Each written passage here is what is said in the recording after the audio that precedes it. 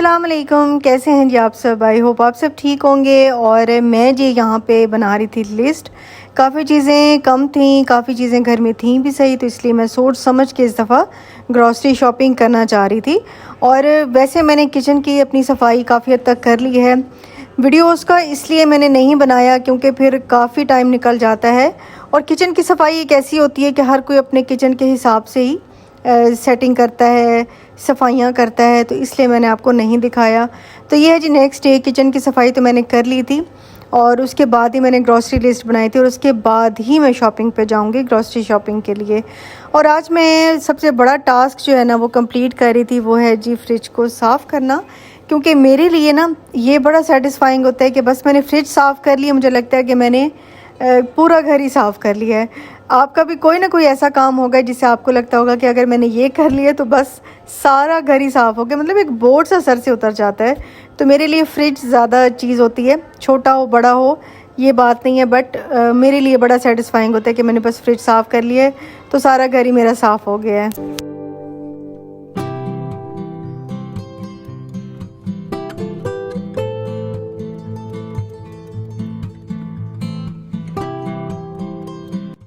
तो जी सुबह उठते ही नाश्ते के बाद ना मैंने फ्रिज को ऑफ़ कर दिया था और उसका ना फ्रीज़र वाली जगह जो है वो खोल के रख दी थी मैंने, ताकि बर्फ़ जो है ना थोड़ी सी मेल्ट हो जाए। और वैसे इतनी बर्फ़ होती तो नहीं है क्योंकि मैंने स्पीड काफ़ी कम की हुई थी सर्दियों में। अब यह कि मुझे बढ़ानी पड़ जाएगी क्योंकि गर्मी अब काफ़ी आ चुकी है।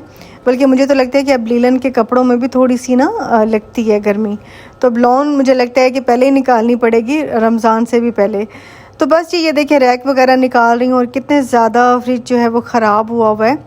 और बस इन सारे रैक्स को, ये जो अंदर सारे पार्टीशन वगैरह होते हैं, शेल्फ्स होती हैं, इन सबको वॉश करके ना मैं हवा ज़रूर लगवाती हूँ। वैसे तो कोशिश होती है कि धूप भी लगवा लूँ, लेकिन क्योंकि धूप आती नहीं है, थोड़ी बहुत आती है, तो ये है कि वो भी ज़रा सही रहता है। बहरहाल वॉश करके पहले मैंने उधर रख लिया और यहाँ पे अब मैं बनाने लगी हूँ खाना, क्योंकि रूटीन के काम भी साथ साथ चल रहे होते हैं। तो इसलिए ज़रा आजकल ज़्यादा ही बिज़ी चल रहा है, रमज़ान की वजह से, तैयारियों की वजह से बहुत ज़्यादा आजकल मेरे बिज़ी दिन गुजर रहे हैं। तो मैं जी यहाँ पे बना रही हूँ आलू गोश्त और मटर का सालन। रेसिपी तो मैंने नहीं दी क्योंकि मैं साथ साथ फ्रिज भी कर रही थी और ये खाना भी सारा बना रही थी, तो बस रेसिपी नहीं दी, बस मैं बना रही हूँ साथ साथ।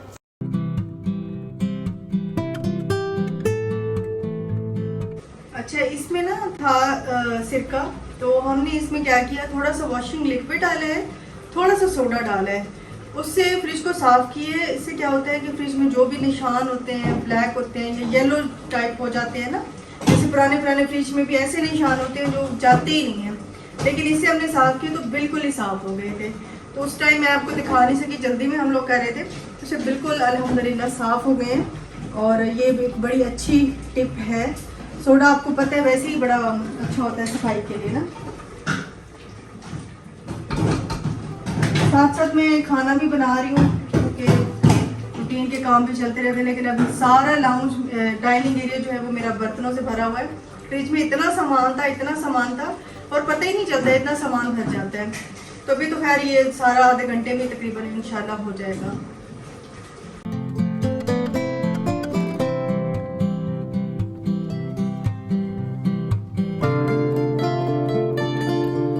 और ये देखें जी, जो बोर्ड है बिजली वाला जो फ्रिज के साथ ही होता था, क्योंकि अब उसके सामने फ्रिज होता है तो नज़र ही नहीं आया। और देखें इसका कितना बुरा असर हो गया था। हालांकि ऐसे नहीं होता, मैं साफ़ करती रहती हूँ, इतने ख़राब होते भी नहीं हैं, लेकिन ये क्योंकि छुपा हुआ बोर्ड था तो बिल्कुल नज़र ही नहीं आया है। तो मैंने क्या किया, एक तो मेरे पास गीला कपड़ा वैसे ही था, मैं सफाई तो कर ही रही थी, लेकिन ये जो ग्रीस, किचन ग्रीस साफ़ करने के लिए ना, मैंने कहा चलो इसी से ही साफ़ कर लेती हूँ, क्योंकि है तो बहरहाल ये ग्रीस के निशान ही, हाथों के निशान है सारे। तो मैंने कपड़े पे स्प्रे करके ना इसको मैं साफ़ कर रही हूँ। तो सारी ये जो दीवार है, मतलब बोर्ड के आसपास की जो जगह है ये, और बोर्ड बड़ा अच्छा सा साफ़ हो गया था। तो देखें ना, जब हम डीप क्लीनिंग करते हैं तभी हमें ये चीज़ें नज़र आती हैं, वरना तो शायद मुझे पता ही ना चलता, क्योंकि फ्रिज आगे रखा होता है।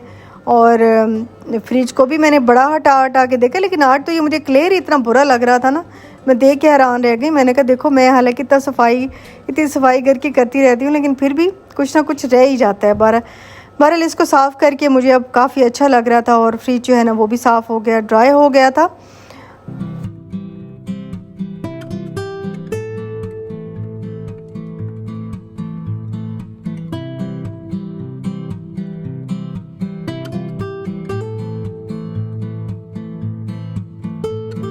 ये देखें जी, फ्रिज हमारा बिल्कुल चकाचक साफ़ हो गया है और बड़ा अच्छा लग रहा था मुझे।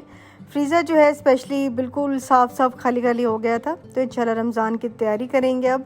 और ये पैकेज मुझे रिसीव हुआ है जी ग्रैनीज़ किचन की तरफ से। ये बहुत ही ज़बरदस्त है, मतलब ये 2700 में था, लेकिन इन्होंने पैकिंग थोड़ी सी चेंज करके इसको 2200 का बचत पैक बनाया है। इसमें बहुत सारे मसाले हैं, शामी कबाब मसाला, चपली कबाब मसाला, पकोड़ा मसाला, चाट मसाला, काजू कढ़ाई, सारा कुछ है। नंबर भी इसके ऊपर ही मेंशन है अगर आप गौर से देखेंगे। तो अभी ऑर्डर करें और अपने रमज़ान के लिए तैयारी शुरू कर दें, क्योंकि इनके बहरहाल मसाले बहुत ज़बरदस्त होते हैं, बड़े ऑर्गेनिक होते हैं और बहुत ही अच्छे तरीके से ये डिहाइड्रेट करते हैं मसालों को और फिर इनको पीसा जाता है। तो मेरी तो तैयारी हो गई और अभी मैं इसके साथ बना रही हूँ जी ईरानी पुलाव बना रही हूँ ग्रैनीज़ मसाला के साथ। और इसके साथ रेसिपी भी दी गई है, लेकिन मैं अपने तरीके से बनाऊँगी। मैंने क्या किया कि चिकन में डाला पानी खूब सारा और साथ ही डाल दिया हाफ़ पैकेट ईरानी मसाले का और इसकी यखनी जो है वो पकने दूँगी।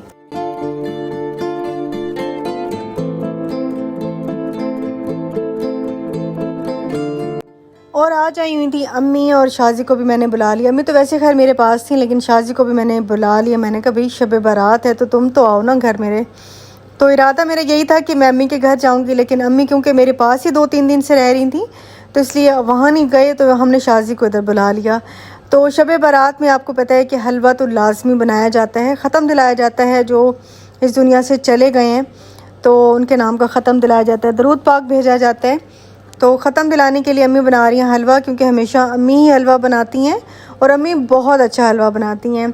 बस मुझे लगता है कि तरीके से ज़्यादा ना एक हाथ का टेस्ट होता है, माओं के हाथ में जो जायका होता है वो शायद किसी बड़े से बड़े शेफ़ के हाथ में भी आपको नहीं लगता जो आपको अपनी माँ के हाथ का लगता है।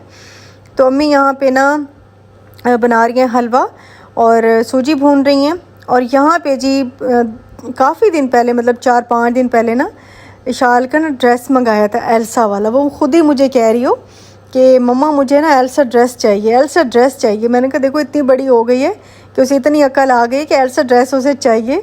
दराज से ही ऑर्डर किया था, तो पूरा ये पैक मिला के तकरीबन 3000 का पैक बना था। तो ये फिर आज उसका आया है और अभी वो पहनेगी। और ये देखें जी हलवा हमारा रेडी हो गया। और यहाँ पे अब जो है मैं बनाऊँगी पुलाव।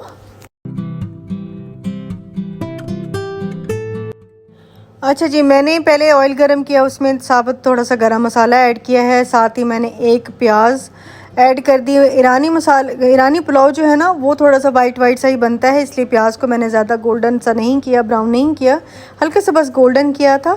साथ ही 1 चम्मच अदरक लहसुन का पेस्ट और थोड़ी सी हरी मिर्चें कूट के रखी थी वो, 1 टमाटर और साथ ही जो बचा हुआ ईरानी पुलाव मसाला था वो ऐड कर दिया।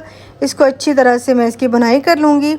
भून के साथ ही मैंने डाल दिया इसका चिकन, क्योंकि चिकन भी गल चुका था, यखनी क्योंकि मैंने बनाई थी। और यखनी बना के अगर पुलाव बनाते हैं ना तो उसका फिर ज़रा अच्छा सा टेस्ट आ जाता है। इसको थोड़ा सा भूनूंगी और ये इतना आसान है बनाना, इतना आसान है और इसका टेस्ट ही बिल्कुल डिफरेंट आता है। इसमें बाकी के मसाले अगर आप चाहें थोड़ा सा स्पाइसी बनाना तो बना सकते हैं, वरना खाली ऐसे बहुत अच्छा लगता है। और जी बस इसको अच्छी तरह से भून लूँगी। नमक जो है ना वो थोड़ा सा देख लीजिएगा, वो एडजस्ट कर लीजिएगा। मैंने सिर्फ नमक ही इसमें डाला था, मज़ीद नमक इसमें काफ़ी कम था। और इसमें डाल दिया जी मैंने 2 मग मैंने मेजरमेंट रखी हुई थी, 2 मग राइस थे तो मैंने 4 मग इसमें पानी के ऐड कर दिए। शाल तो मेरी बेटी बहुत प्यारी लग रही है, हैं?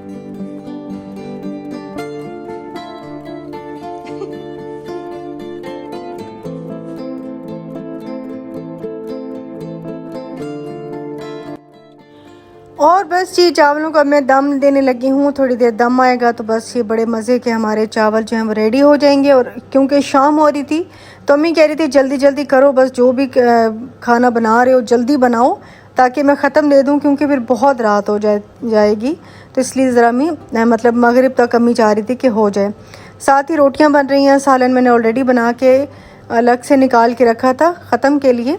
तो बस ये बड़ी रात थी, इस रात आप सब ने इबादत की होगी। अल्लाह ताला सबकी दुआओं को कबूल फ़रमाए। और यहाँ पे जी हमने ख़त्म का सामान रख दिया है, थोड़ी सी मिठाई रखी है, दूध रखा है और रोटियाँ इसमें बनाई जाती हैं थोड़ी सी घी के साथ। तो वो अम्मी ने बनवा के रखी थी। तो अब से चाहूँगी मैं यहीं पे इजाज़त। छोटा सा व्लॉग था क्योंकि आजकल काफ़ी बिज़ी चल रहा है, तो इंशाल्लाह नेक्स्ट प्रॉपर प्रिपरेशन के साथ मिलूँगी। अपना बहुत ख्याल रखिएगा। अल्लाह हाफ़िज़ जी, बाय बाय।